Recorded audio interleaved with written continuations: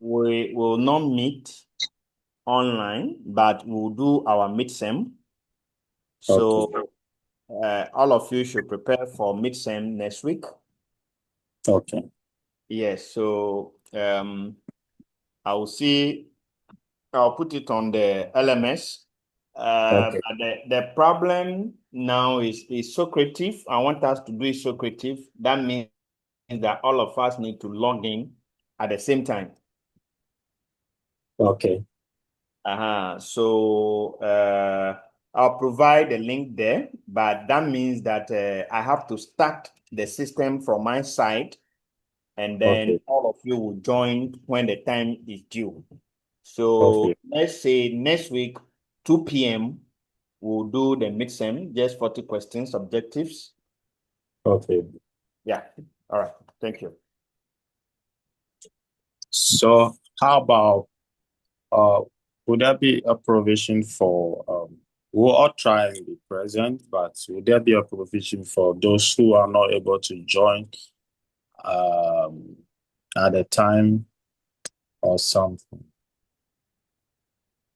There'll be a provision, but only with a reasonable excuse. All right, yes. Yeah, so I think we are all 11, right? Or 10. We are 10. We are not even 11, or even minus the ICD, Yes. because from Our those total number is 18. 18. Yes, please. So But today a couple of people are not able to okay. participate. But Some then, face network challenges and okay. The course rep, I hope you've been taking attendance for me. yes, please. Good. So the attendance will be 10 marks. So meaning I have to scale down the midsem to 30 questions. So Okay. we'll have 30 objectives. Attendance will be 10, and then everything will add up to 40 marks. So that's just a way by announcement. So let us all get prepared for the midsem next week. All right. So if no question, then I think we can start by looking at today's discussion. So for today's class, I want us to look at data and hardware protection. So after today's discussion, we should be able to understand the types of backups that we have. So we'll know what backups are, and then why must we back up our files and then our operating systems. Then we'll see how to select the backup method, and then determine a schedule for backing up our data. Then backup and restore files and folders. So when our one main reason for backing up is in terms of disaster. So if disaster strikes now and then we lose our data, we should be able to recover our system back to the original position or the original state that the data or our computer was before the incident or the accident happened. So we'll see how to back up and then restore files and their folder to the original state they are. Then we'll see how to protect our computer from theft and then physical damage. So that's the objective for today's discussion. Keywords for us to know are backup, backup plans, backup software, differential backup, encryption, full system backup, incremental backup, local backup, online backup, what we know or meant by redundancy, remote backup, restore, selective backup, synchronization, and then uninterruptible power supply. These are the keywords that we have to know for today. So we'll start off by looking at what the backup is. Usually, we say that there's one chance for every human being to live. So once you die, then that means that you just go and face judgment, and then whether you do good or bad, you determine where you go from there, if only there is life after death. But with our systems, We normally don't have only one lifestyle for them. If you look at system engineering, we tell you that systems never dies. So once the system no longer supports your need, you need to restart from the onset and then go through the whole process again. So in software engineering, we call something software development life cycle. But then, if our system goes off, or let's say disaster strikes now, there's earthquake, there's war, there's fire, and then there's flood, our data or our computer system will be damaged. When that happens, we don't want to go from the to start everything from scratch. Let's say that you are an online reservation system, or you are an insurance company, or even you work for an HR department of an organization, and then you keep your employees' data. Somebody is due for retirement, somebody is due to come back from leave, somebody is about to go for leave, and then disaster strikes. We don't want a situation where we'll have zero data to work with. So we need to keep a duplicate of that file down so that in case the original file is damaged, we can just restore back to that thing or that backup that we have or that duplicate. So we simply define backup as a duplicate copy of a file that you can use if the original file is lost, damaged, or destroyed. So if that thing happened, that there's disaster now, you should be able to use the backup file to restore the system back to its original state in which it was before that disaster struck. So we have two major decisions that you can make. That's before you back up a file. So when you are backing up your file or when you are coming up with a backup plan, there are some two decisions that you need to make. Number one is first to determine the type of backup that you want to create. Then the second decision is which backup method are you going to use to perform the backup. So these are the two decisions. The type of backup that you are creating, and then which backup method are you going to use. So let's understand the various types of backups that we have. We have four types of backups. The first one is known as the full system backup. The next one is differential backups. Then we have the incremental backup. And then we have the selective backup. So these are the four main types of backups that we have. So when we look at the first one, which is the full system backup, it's just an exact duplicate of the hard drive, including data, system files, settings, applications, and the operating system. So in this case, it's like you are recreating the whole system altogether. So when you perform a full system backup, then you just want to have exact copy of the information that you have in your system. And this information will mean that you are just duplicating or you are just trying to have a duplicate of your hard drive. Mind you, your hard drive is the secondary storage that contains all the files, all the programs, all the system files that you are working with. So when you perform a full backup, you are just having exact duplicate of your system. So that is the first type of backup that we have, which is full system backup. Then we have the next one, which is known as a differential backup. And this differential backup contains copies of files that have changed since the last full system backup. So this is the thing. You can decide that you are going to back up your file. So on day one, that is every month, you perform a full backup. So let's say last month, which is March, you perform a full backup. Then we are now 11th of April. So meaning from 31st of March to 11th of April, some data might have changed. So you didn't perform full backup. So in that case, that one is going to have your differential backup. So your differential backup contains copies of files that have changed since the last full system backup. So files that have changed since you've done the last backup will be performed during the differential backup. Then we have the incremental backup. The incremental backup contains copies of files that have changed since the last full system backup. or the last incremental backup that you have done. So I have performed my full backup on 31st. Then on 11th of, which is today, I performed a backup, which will be an differential backup. Then let's say tomorrow is Sunday, data might have changed, so I didn't work. Then on the 14th, which is Tuesday, when I go to work, then I have to perform another backup again. So all the data that have changed since 11th will be backed up, and that one is what we refer to as the incremental backup. So your incremental backup contains copies of files that have changed since the last full system backup or the last time that you have done an incremental backup.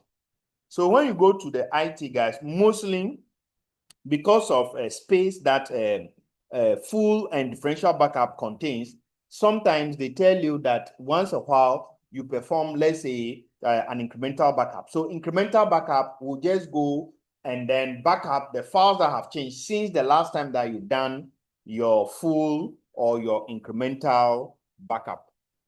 Then the last one is what we refer to as the selective backup.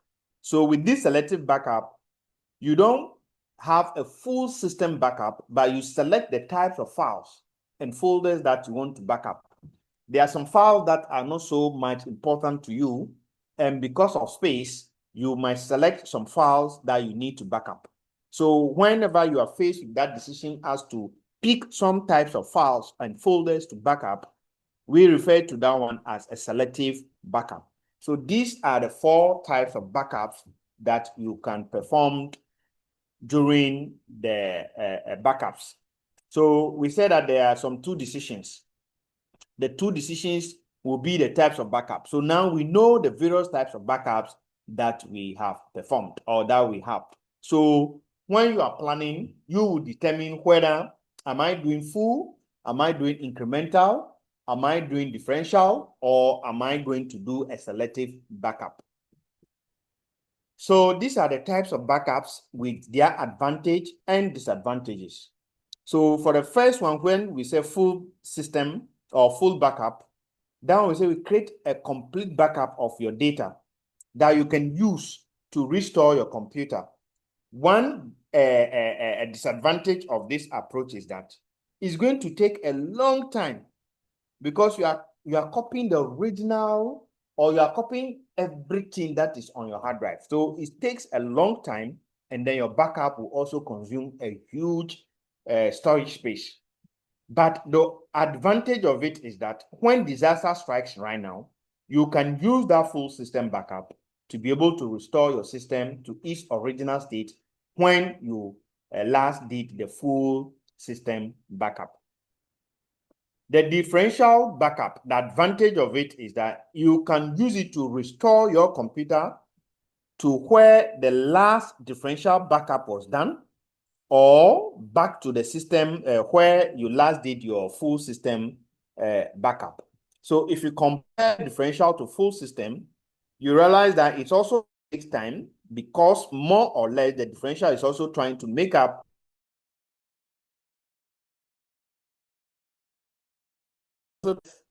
and then systems and applications that are on your computer system. So that one also takes up a lot of space on your backup or on your hard drive.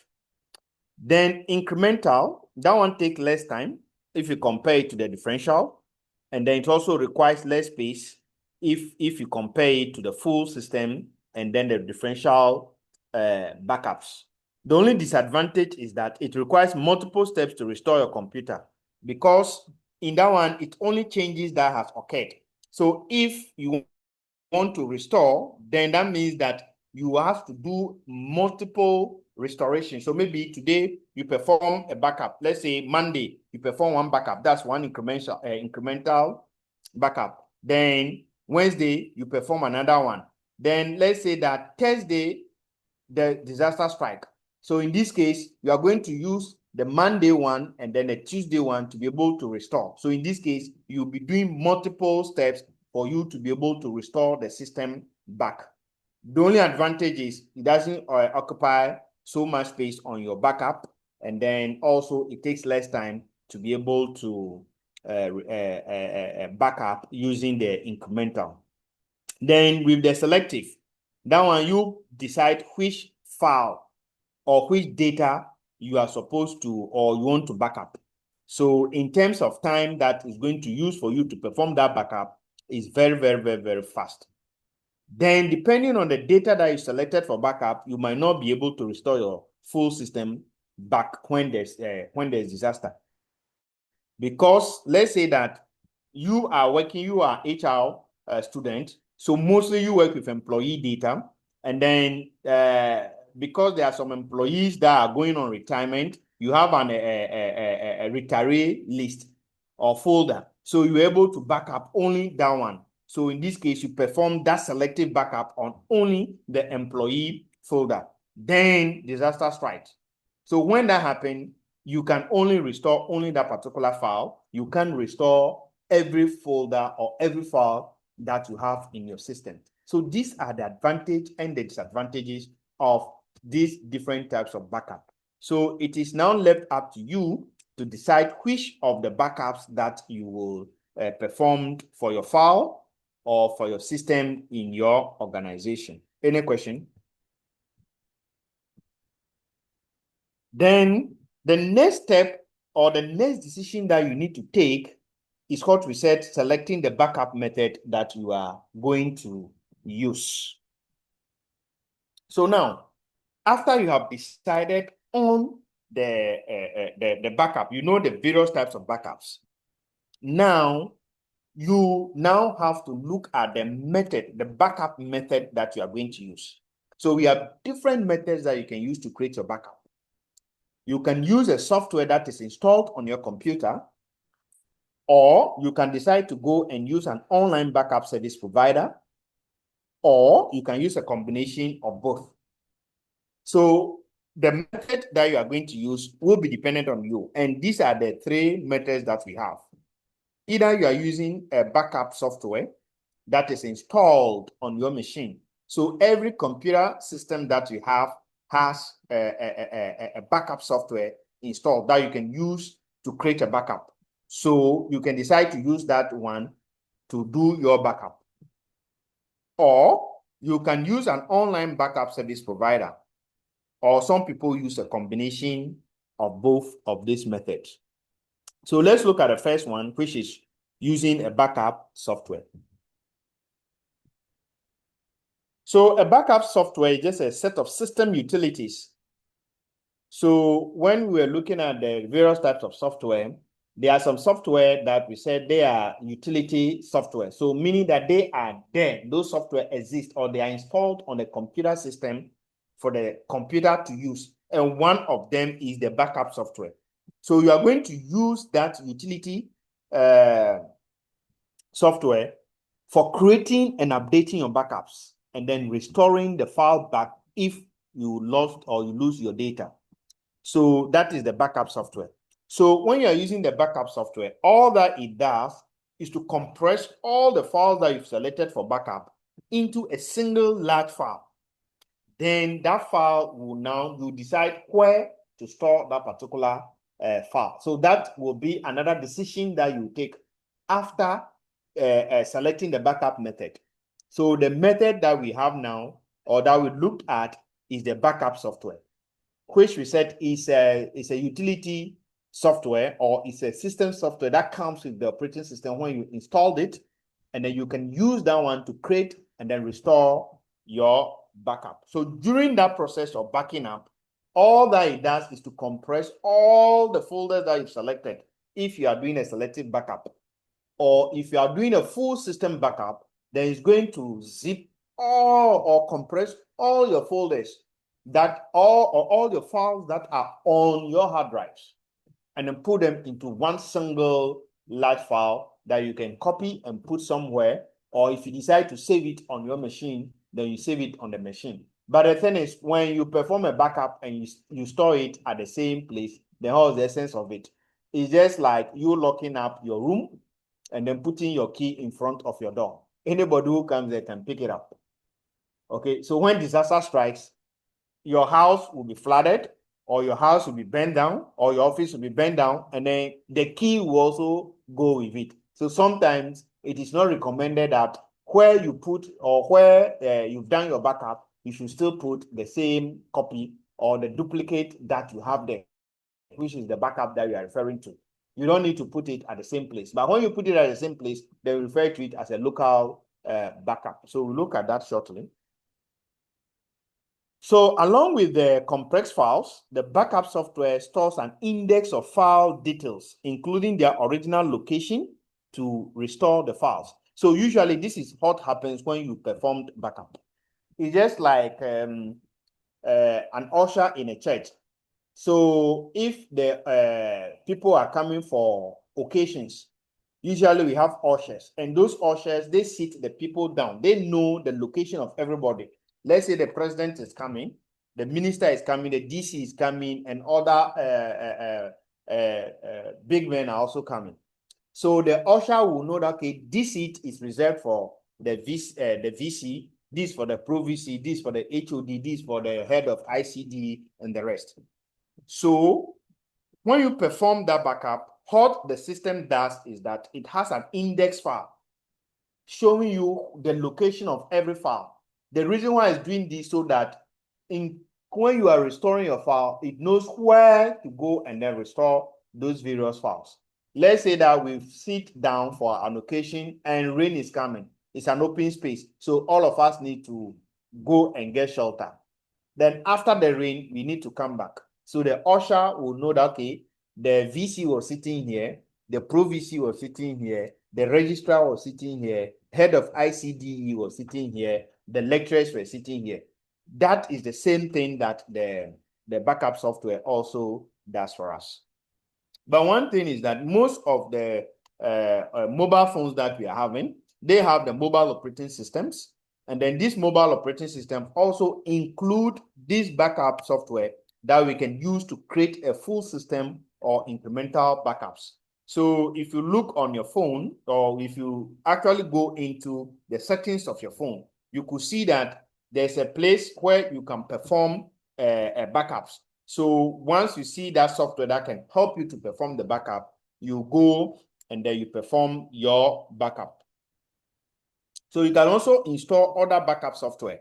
So if you don't want to use the one that comes with the system, then there are other third application softwares or other third-party backup software that you can use to be able to create your backup. So this procedure will just be the same as what your system or the utility backup software is giving you. So these are one method. Either you use a backup software. So we look at the next one.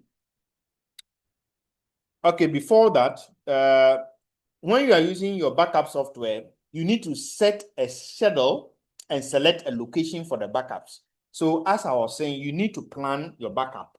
So maybe in your organization, you can plan that after every week, you have to perform backup. And we already look at the type of backup that we'll perform. So maybe you tell the IT guy as part of your IT policy in your organization that every Monday perform full system backup. So you put that one in your schedule. So the IT guys know that every Monday they need to perform a full system backup. Then every Wednesday you perform incremental or differential backup. So when you are using your software, or if you are planning on backing up, then you need to set a schedule where you'll be backing up your data. Then the next thing that you need to plan towards the location for the backup. So where do you store a duplicate of your data that you have done? Where do you store your backup? So as I was saying, you can perform backup and still keep a copy of your backup on your computer system. What if somebody steals the laptop, or you are going and the system crashes, or there's disaster? Where is your backup? You say your backup is still stored on the laptop that was stolen. That would not sound well. So normally, we advise that you keep your backup at a different location that will be safe enough for you. So normally what most universities they do is they keep their backup in another university. So for example, GCTU can decide, okay, KNUST, I want to back my data up, but my backup will be on your server. Or they can go and put it at a different location, different from Ghana. So what I know is most of the banks, most of the investors, they have their backup stored in a different server in a different geographical location. For example, they can store it in Kenya. In those days, Kenya used to be one of the safest countries in Africa. So most institutions decide to save their backups there, so that in case there's a war in their country where everything is destroyed, and then when the war ends and they come back to normal life, they just look up for the backup there, and then they use it to restore their files. But if you don't have that resources to be able to do those types of backup, where to keep them, then the best thing is that you don't keep your backup in the same location where the systems you are backing up is. For example, you have your IT department. So your IT department go and keep the backup in, let's say, the manager's office or the HR manager's office. So that is where you keep your backup. Or even if you trust your HR or you trust your IT people, you can store the backup in the IT director's home.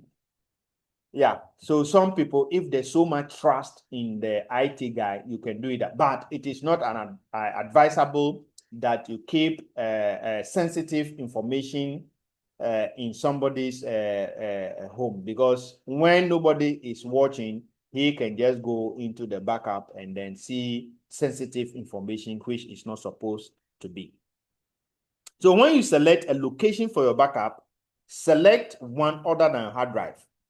So never, never, never store your backup on the same PC or on the same hard drive. If that happens, if there's a problem, then that means that the hard drive that is containing your backup is also gone.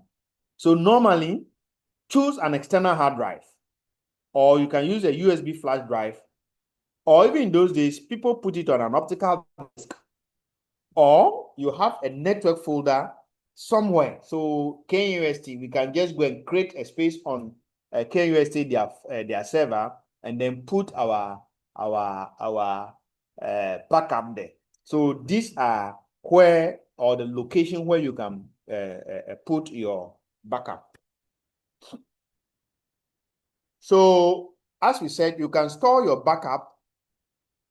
You can store the backup medium. That is the external, the flash drive, or optical disk. So these are the medium on which you store a duplicate of your file. So when you keep them close to the computer, then we refer to that as a local backup. So I have performed backup at GCTU data center, and then I have kept a copy of that backup in the same area. We refer to that one as a local backup. So as I said, keeping a local backup is okay, but what if flood comes now, and then all the whole of GCTU campus is involved or is affected? Then that means that your backup, which is your safeguard that you can use to restore your system so that you can start normal operation, is also gone. So now what happens? You can't restore your file. You have to start from scratch. Students' data. Students have paid fees. Students are nearing graduation. The academic record, everything is gone. So normally, local backups, I don't recommend having a local backup that is keeping your backup medium at the same location where you have done the backup. So what some people do is that they create and store a backup on a network folder. That is, if you create a network folder also on the same local area network, let's say GCTU, but we are different departments. We have marketing department, we have HR department, we have finance, we have legal department, we have IT department, engineering. Then you perform all this backup. And then you perform this using the network. You didn't do it physically. That is going to each machines and backing up. But you've done it on the network. So you've created a folder on the same local area network, meaning that you are all within the same environment. So that one also referred to it as local backup. And as I was saying, that will not be so good or will not be a prudent decision for you in your backup plan or your backup strategy that you're supposed to use. So never, never allow that if you're an HR person and then the IT guy comes up to you and say that our backup, we plan keeping it locally. No. If you have money, go and store it offline so that if not something happened, you can have your data to work on. So in addition to you setting your schedule and selecting the location, you must also do the following. So as we said, you look at the backup type. So whether are you performing full system, differential, or incremental backup. Then one more step that you need to perform to your backup data is encryption. So what is this encryption? Encryption is one sure way that you are using to protect your backup data.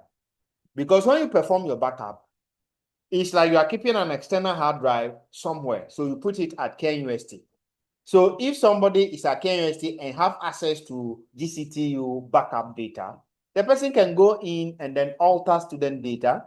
We don't want that thing to happen. So we need to encrypt it. So encryption is just trying to put some layer of security on the backup data. So encryption is a security method that we use to encode data so that only authorized people can have access to it.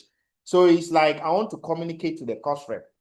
But when I'm communicating with the course rep, somebody can intercept our conversation and then have whatever we said. So in that case, I'll tell the course rep that I'm sending you letter A. This letter A that I'm sending you, I'm going to move it 3 steps. So instead of sending A, I'll send A, B, C. I'll send you C. But when you receive C, know that it is not C, but it is A. That is the whole concept of encryption. Trying to scramble the message such that if an unauthorized person gets access to it, that person cannot make any meaning out of the message that was sent.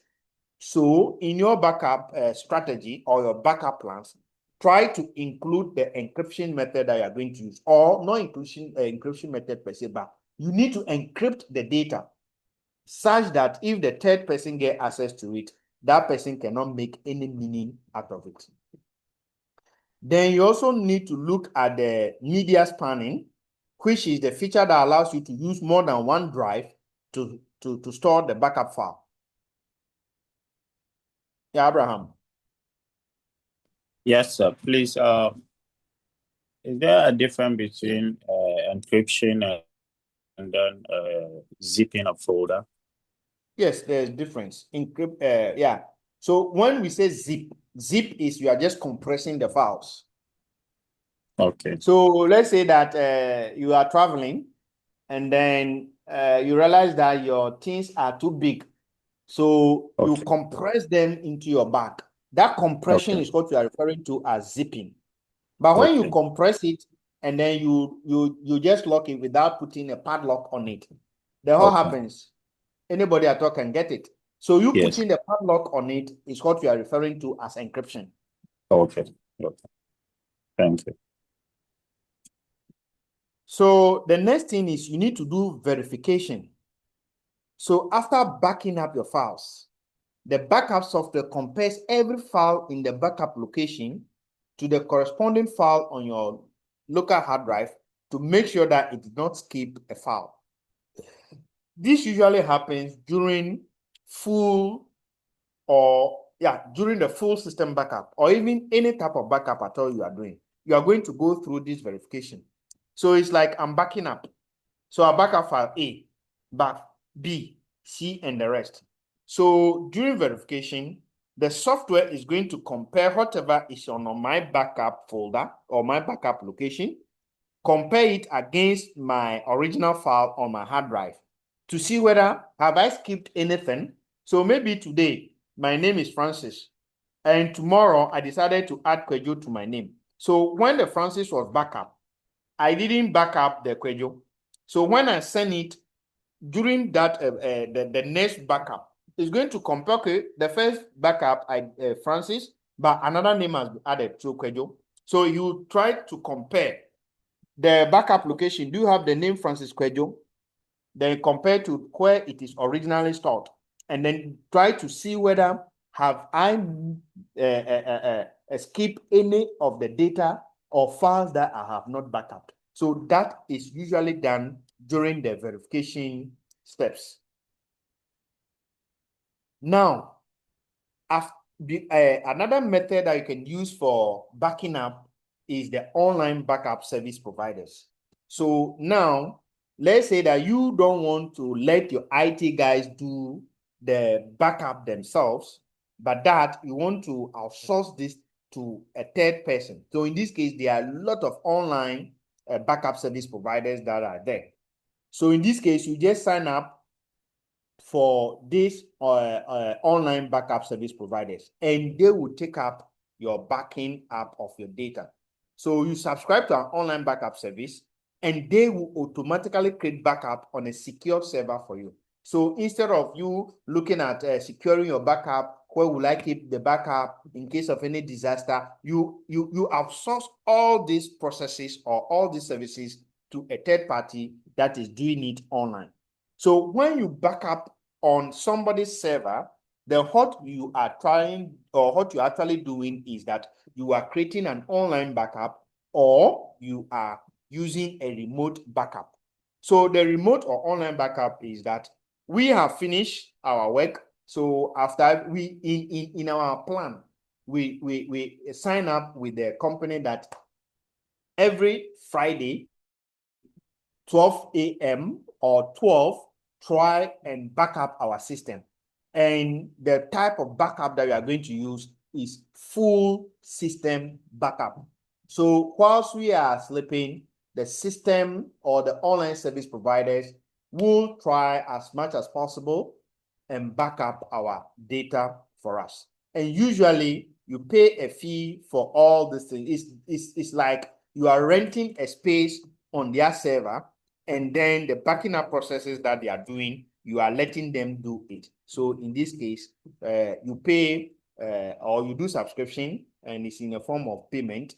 And then every year you need to go and pay for subscription for them for providing a backup process for you or backing up your data.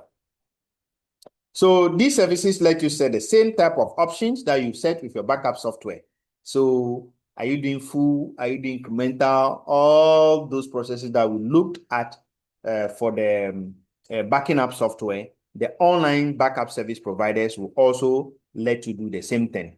So now, if there's a disaster now, how do you assess this? So usually it's your IT manager or IT persons or personnel that will do this. So they have access to your backup file. So the online backup service providers will give them this credential, that's their login, and then that's username and password, which are the login credentials that they can use to be able to access the backup file, so that in case of any disaster, they can just log in, use that backup file to be able to restore your system. Doing this, you're taking off some burdens from your IT staff, and then you've given it to a third party to be able to do for you. So there are different types of these online backup service providers. So some of them are the Backblaze. Their address is www.backblaze.com. They back up files on external drive as well as those on a hard drives. So if your company that you work for is deciding on going for an online backup services, these are some of them that you can sign up for. But it's not for free. You sign up at a fee. Any question? Yes, sir. All right, go ahead. So you mentioned that Kenya used to be the safest country. I think there was a time a friend of mine mentioned that most of the banks have their backups in, I think, Europe.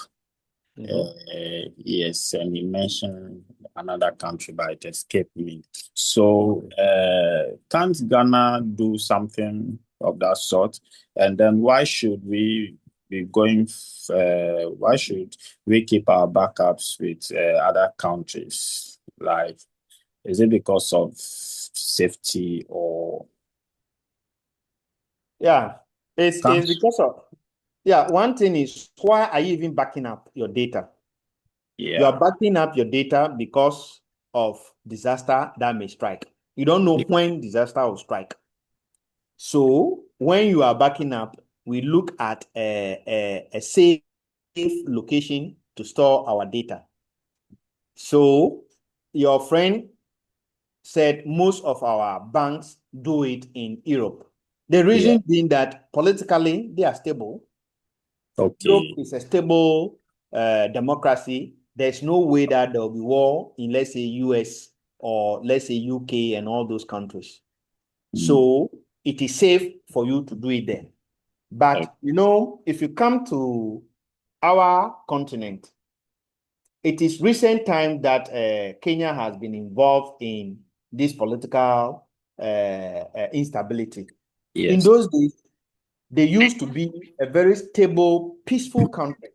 So most of these international organizations, even when they are coming to Africa, their headquarters is in Kenya. It's not for anything. It's just for political stability. okay, You know, Ghana, we are stable, but we are not all that stable. Look at when during election, look at how high the tension is. yeah, So they look at all those things and say, okay, fine, Ghana is advancing in democracy, but anything can happen. yeah, So let us not venture, or we will not risk it and go and put our data center or keep our backup there. If something happens now, what will happen to our data? okay, Yeah, so usually you look for a secure location to store your data. okay. That is So your in backup. addition, Yeah. yeah, in addition to that, how about like the online backups? Is there not a way where maybe hackers can hack into it or something? Yes, hackers can hack onto it. That is why it is incumbent on you, the one deciding, okay, let's do online. So if online, you don't go and pick a company that hackers can easily target. Okay, No. And even now, because of this encryption algorithm that is being applied to data, most of these yeah, online backup service providers, they try to secure the system in such a way that no hacker can get access to it. That is why we spoke about the encryption. You don't just zip, or you don't just perform backup and leave it there. Perform backup, okay, but encrypt it such that if any person gets to you, the person cannot get access to it. okay. Okay, so can you also, let's say, maybe to sign up with these online backups institutions, should you look at the number of years they have been in existence and then those who have patronized them before going for it? Or, Oh, yeah. I'm okay, sure that I cannot just come to you and tell you that I'm an IT consultant, therefore give me your IT project. You will not give it to me. Even if yeah, you give it to me, you want to look at my track record. yeah, yeah, Yes. So normally when signing up for such businesses, we look out for your track record.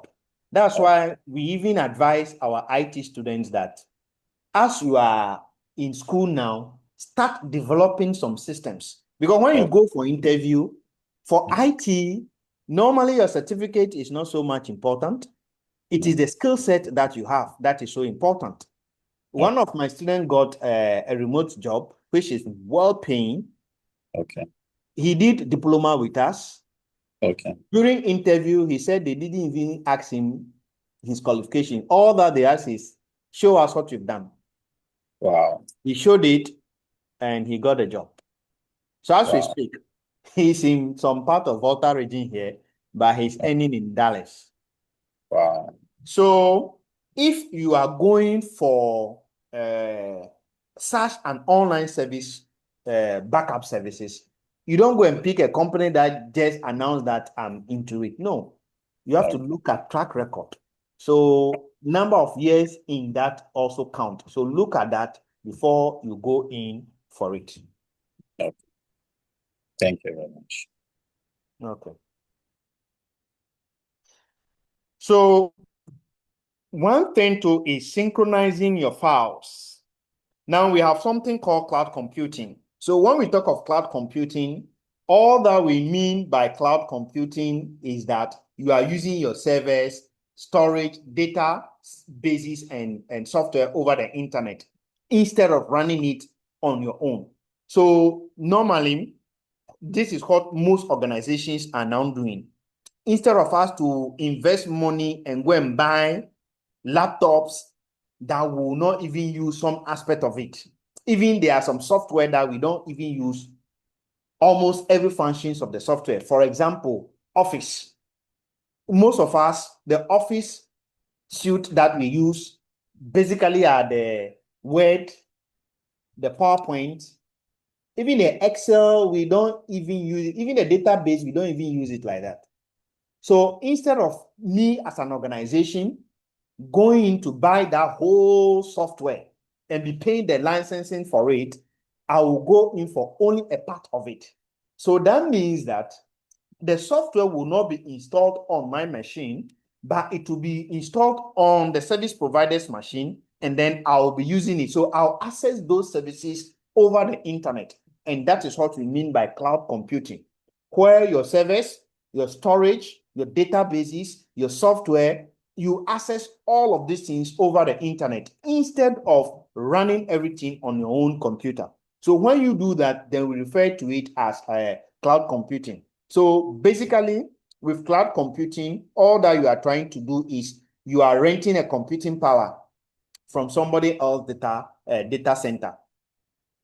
And that is now the order of the day now. So everybody now is moving towards this cloud computing. And there are different types of services that the cloud computing give us. Some of them are infrastructure as a service, because it will be very, very, very expensive if you are a small organization for you to build that solid IT infrastructure. So you go in and then you use the infrastructure as a service. Only the part of the infrastructure that you need is what you are going to sign up for. Some also do it platform as a service. So in this case, you are just going to get some OS and then deploy only some certain aspect of your applications on it, instead of you having the whole package. It's just like the car that we have. There are different functionalities of it. A friend bought some car, and then he was telling me some functionalities about it. According to him, there are only two people who are having that car in Ghana. I don't know whether it's true or it's not true. And if you look at the functions of the car, you could see that the guy is even underutilizing it. So in such a scenario, you don't go and buy all those things. Only the part that you are interested in that will support your business operation is what you go in for. So we refer to that one as a platform as a service. And then also, as I've said, the software is not everything that you use. So we have that one as software as a service. So in this case, if I need only a Microsoft 365, I will not even go for the whole package. I'll just go for only some aspect of it.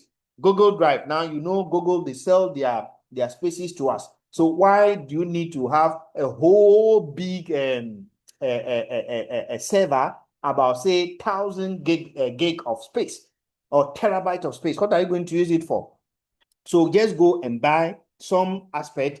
If it's full, you buy another one again. So those ones are what we refer to as a software as a service, and they are all part of cloud computing. So now, when you are doing this cloud computing, meaning that you are using software on online services to be able to back up your data, you must make sure that your data that is on the cloud and then the one that is stored on your computer hard drive, they are synchronized. So when we talk of data synchronization, it's just a process of keeping your data consistent and up to date across two or more location, devices, or system. Because now you are making, how do we call it? An online service person to be able to back up your data. So when you come and back up my data, today the data has changed. As I said, today my name is Francis. Tomorrow I added Kweju to it. The next day I added Agbenyegah to it. So in this case, you have to make sure that the data that is on my data is the same as what is on your data. So in that case, you perform data synchronization, trying to make sure that I have the same versions of files that cut across two or more drives and the locations. So you must make sure that you synchronize your data whenever you are trying to do this online backup. So synchronization is not the same as backing up of your file. So you should know that when you are synchronizing your file, it's not the same as backing up. So you perform backup, but during the backup, make sure that you synchronize your data such that if I have copy A here, copy A will also be on my backup data. So you can perform both action, synchronizing and backing up on the same files. So usually during your backup, you perform backup and then you do synchronization at the same time, making sure that your files are the same across the different locations. So if you want to use files in more than one location, synchronize them. And synchronizing here means that same copy here, same copy on your backup location.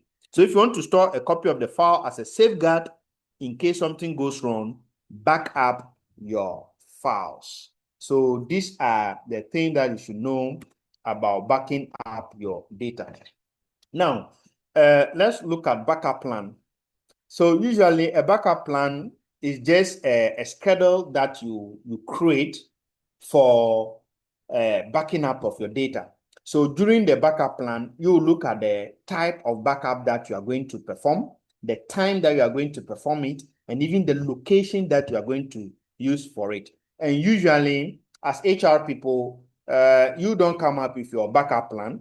You have to task the, how do we call them, the IT guys to come out with the backup plan.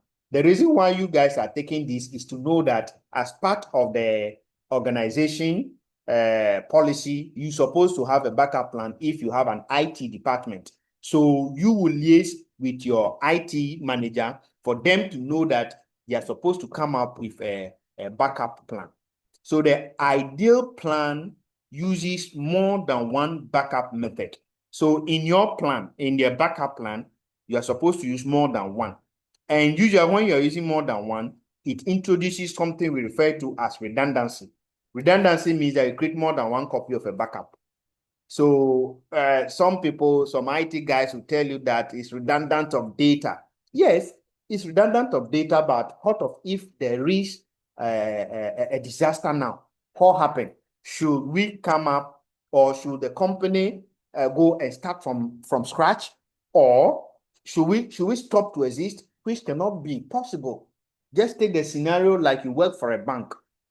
You have customers' account, and now there's disaster.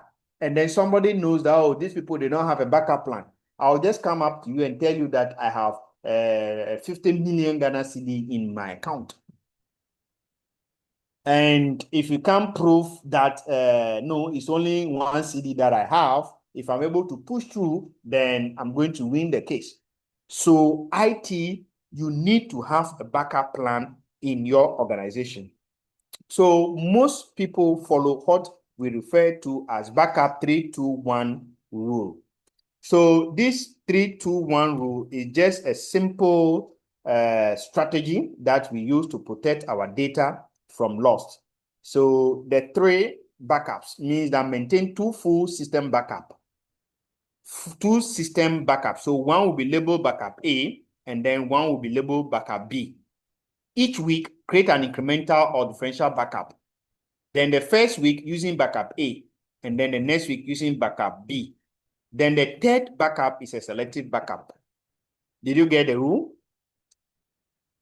3, 2, 1 rule. That is the backup strategy we are using. So 3 backups, meaning that you have 2 full system backup, backup A full, backup B full. Then each week you are going to create an incremental or differential backup. Both incremental basically to be the same, just that one performs much more backup than the rest. So if week A, I have my full backup, then the next one, I don't need to perform full backup, but just perform incremental. Then the third backup can be a selective backup. So maybe in that one, I only backup sensitive information. So that is the 3. Then the 2 stand for 2 types of media. So these 2 types of media says that in case a drive or port fails, create full system backups on 2 types of media. So in this case, I'm going to create 2 types. So it can be an external hard drive and then a cloud.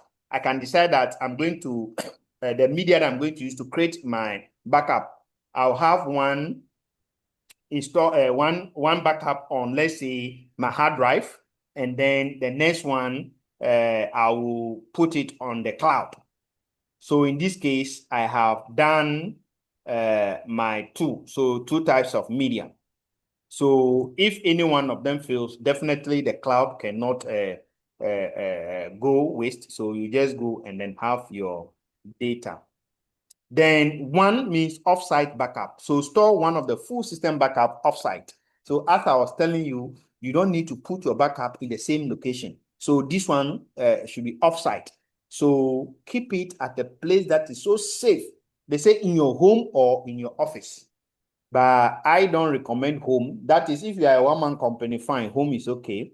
But then if you trust your IT manager, you can keep your backup in his house. That is the full system backup. So these are the 3-1-2 backup strategy that most experts recommend that we follow and use. Now, how do we protect our hardware? The data, we can protect the data by using encryption. That is encrypting the data. So the data that we have, we scramble it. It's just like you subscribe to DSTV. They give you subscription for a month. After a month, when the subscription ends, what do? They just scramble the cable so that when you tune, you will not be able to have access until you pay before you have your you can watch your channels. So that is what we mean by data encryption. So once you have your backup, you must make sure that you protect them. So one way you can protect your data is to use an antivirus. So mostly the antivirus that we use in Ghana here is not the one that we are talking about. Some of us, we use, we've never even gotten, how do we call it? We didn't even buy an antivirus before.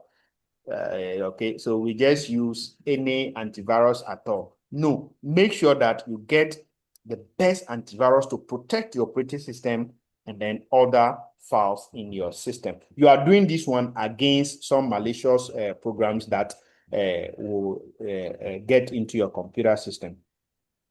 Then you also need to protect your hardware. So your hardware here means your computer itself and then the peripheral. So how do you protect your computer and then the peripheral devices from theft and then even physical damage? So one thing that some people do is to protect against the environmental damage. So you need to look at the temperature where you put your computers. So most computer components, they work best in a temperature range of 68 to 56 degrees. So make sure that you control the cooling and then a heating in your place. You don't put it at a place that is so hot, a place that is so cold. So you make sure that you control this. Humidity, make sure that it's between 30 and 50%. If you do all these things, your computer will last long and then the data or it will not crash so that your data will be saved in it. Water and other liquids. That's how come when you go to some labs, they tell you straightforward, no liquid no water is allowed in the lab. The reason is that some people by accident they can put a pure water and then it falls and then spills on your laptop. When that happens, it can short circuit the system, and when that happens, your computer is gone. What of if that is what is storing the most sensitive data in the school? Then that means that one person's mistake has caused down the whole organization down. So normally, in some labs, we don't allow water and other liquid component in there. Then physical damage. Current mobile computers, no, they are designed to, you can drop it and it will still work. I once got a friend's laptop. The laptop just fell off. I mean, just some small distance and there was head crash. The hard disk crashed. So sometimes how you physically handle these computers are also very, very, very much important. So make sure that you handle them very well. They don't fall off. Even when transporting them, it should be transported in a padded case. Those of you who work for EC and then Ghana Statistical Service, you see how they protect their devices. So make sure that you protect your equipment in your organization in such a manner that it will not have any physical damage. Power fluctuation. Now, that is what we are mostly experiencing in Volta region. There's so much power fluctuation. So if you have your system, maybe you are running in e-commerce, your server needs to be on 24/7. So if power goes off, then you know what can happen. So you need to protect against that power fluctuation by making use of the UPS so that it will provide some small power in case the power goes off, and then you transfer to a power source. So put in your PCs or all your PCs that you are going to use in your computing or in your organization. You provide UPS so that it will try to guard against this power fluctuation in the country. Then how do you protect against theft? You know, now PCs that are coming, the laptops that are coming, I can walk into your organization, put your laptop, and then put it in my bag or even in my dress. You will not even know that I've picked any device. So you need to make sure that you protect against the theft of your hardware in your organization. So what some people do is that there's a designated room where all our computing devices are stored. For example, our servers are being put. So in that place, we put there boldly only authorized users. So if you're not authorized to enter into the server room, you don't go into the server room. In addition, some people have locks. They have locks that they put there. They have monitoring devices that they put in the computing room that monitors who goes in and then who comes in. Even if you are authorized to go in there, there's a logbook that will be put there. So you are going into the server room at 3 o'clock p.m. What are you going to do in there? You need to log in all those things and the time that you are returning. So maybe I logged in at 3 o'clock. I say I'm going to perform backup. Then I kept long there, maybe 3 hours, 4 hours. So which type of backup am I performing that is keeping that long? So you need to put all these things into your organizational IT policy or the backup plan so that we know that person A is the one who is responsible to perform this backup at this time. So make sure that you put a logbook in there. Authorize people go in there, log when you are coming out to do the same thing. So what some people also do is that they use cable locks to secure computers to a desk. So you go to, that's what most banks do. You go to the banks and even the pen that you are going to use, they tie some rope onto it. All that they are trying to do is to protect their equipment. Okay, so you go to some offices and then you see that the computers, there is some locks, so they perforate some holes and then they lock them onto the desk. The reason why they are doing all these things is to be able to protect the computer. And even some attach an alarm to the system, such that once you plug in any device, the system will sound alarm. There is some organization, when you enter the organization, you can't even use any flash drive to slot into the USB port. Immediately you do that, alarm will blow. So when that happens, then they know that, okay, this guy is trying to slot in a drive to copy a file or something like that. So these are ways that you can use to protect your computer, the hardware itself, and also the data in it. You can also install a tracking software. So you install a tracking software on your computers so that if it gets stolen, you can just track it and then be able to know where that is. So the features to look out for in your tracking software are alarm. So you set an alarm that can blow to locate the device, or if an unauthorized person wants to have access to it. So you set an alarm. There are some phones that are coming. You need to lock it with your official ID. So if somebody picks it and the person wants to log into it, the person will try it 3 times, then the phone will lock. Or when the person tries it and didn't recognize the person, then it blows an alarm. Then with that one, you will know that, okay, this person is trying to steal my PC or my phone. Then data removal. This feature locks the device and lets you erase your data remotely. So you can also, as part of the tracking software, you can put in data removal. Why did the person steal your laptop? Maybe the person just want to steal your data. So once you know that that is what the person is doing remotely, you can log in and then erase that data so that the person cannot even get access to your corporate there's some term that you call it your trade secret. So the person will not be able to get access to your trade secret to use against you. Then unauthorized user notification. So as I said, you need to set cameras to take photo of anyone who enters incorrect password 3 times. So that's what some laptops or some apps do. So usually once you enter the first password, second password is not correct, then the system takes a picture of you, because the 3rd time is going to log you off.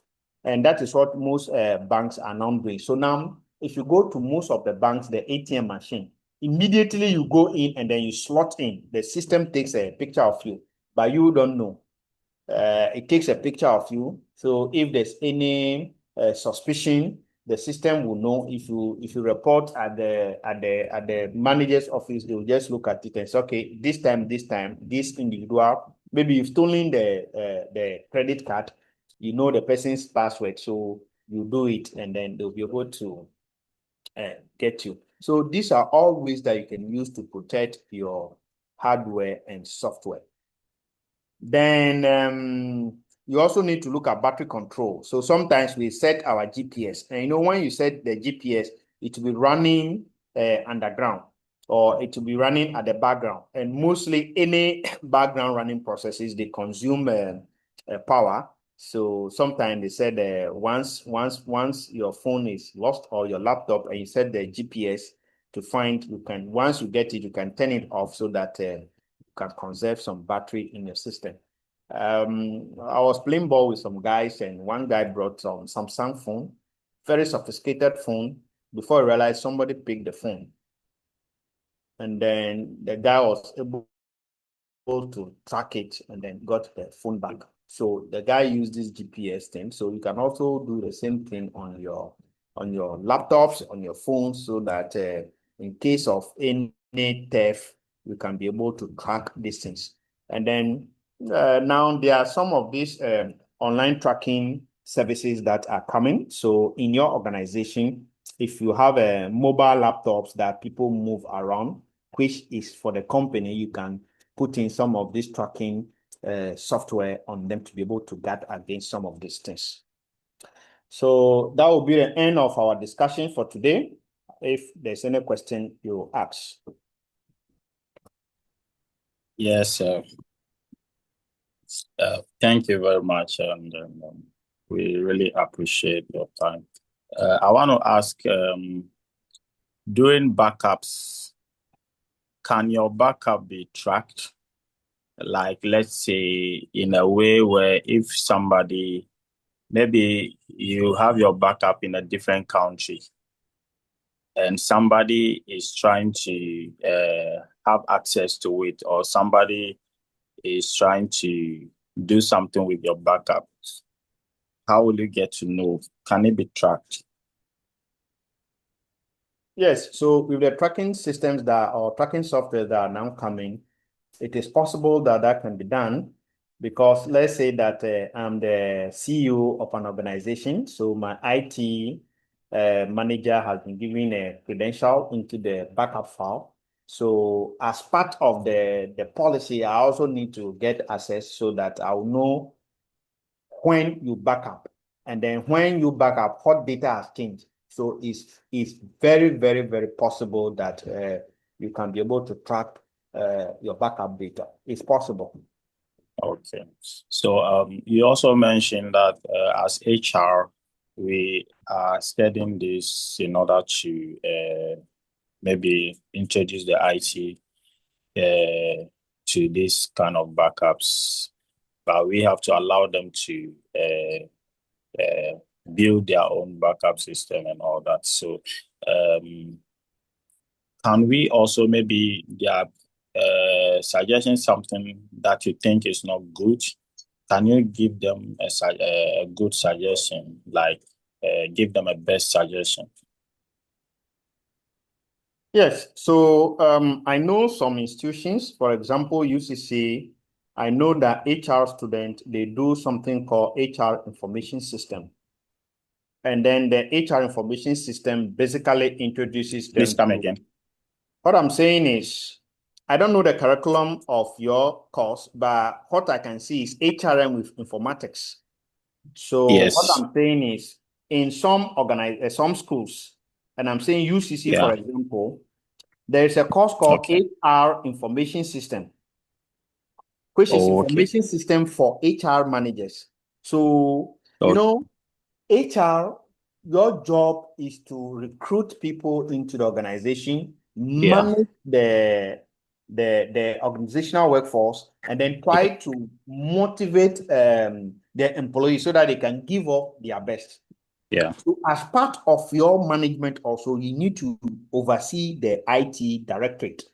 Even the IT directorate will have a head, but those head will also be under the HR. So what I'm saying is that when they are performing or when they are coming out with their backup plans, these Okay. backup plans will not be done in isolation from the HR guy. As a Okay. HR manager in your organization, you have every right to consult, let's say, every department and tell them, can I have your plan for your department? I know Okay. GCTU, for example, we do it. We'll be Okay. there, and then the registrar will request for every head. You should give your plan. There's a term that they call it. You know, the VC has a university-wide plan, and then each department, each unit is supposed to draw their own organizational or let's say departmental plan from that of the VC. So when you come to your organization also, you are more or less like the head of the organization, but there is the CEO there, but you manages everything. So what I'm saying is, if you are the HR manager and you don't know anything about IT, and then I'm the IT Okay. manager, I come to you, that, okay, this is my organization, my backup plan. I'm going to keep my backup in the same office. That is, I'm having a local backup. If you are an HR person who has a knowledge about this, then you can tell them, you can challenge them. Not challenge per se, but you Okay. can advise, oh no, why can't we keep it offline? So Yeah. that's what I mean. So even some institutions, when every department is trying to come out with their plan. For example, this backup plan, there will be somebody from HR that will be representing in the planning committee to come out with a backup plan for the IT directorate as far as even the whole organization is concerned. All right. Thank you. Any more question? It's only Abraham that keeps who has been asking question ever since we started. I've never heard the rest. Amanda, Anthony, Beatrice, Christabel, Josephine, Musa, Ibrahim. You guys don't have any question? Philemon. Yes, I'm not yet, sir. Say it again.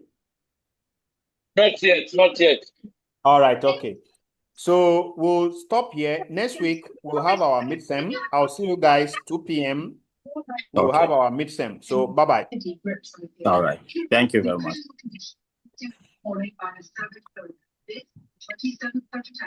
That was just 1 week after DPT officer Judy Fox connected the driver to traditionally predatory animals. Meanwhile, a peace organ is starting to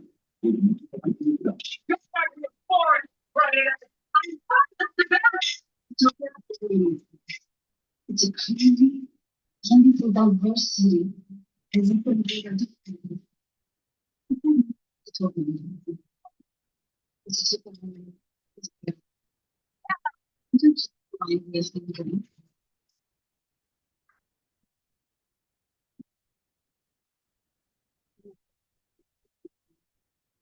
is is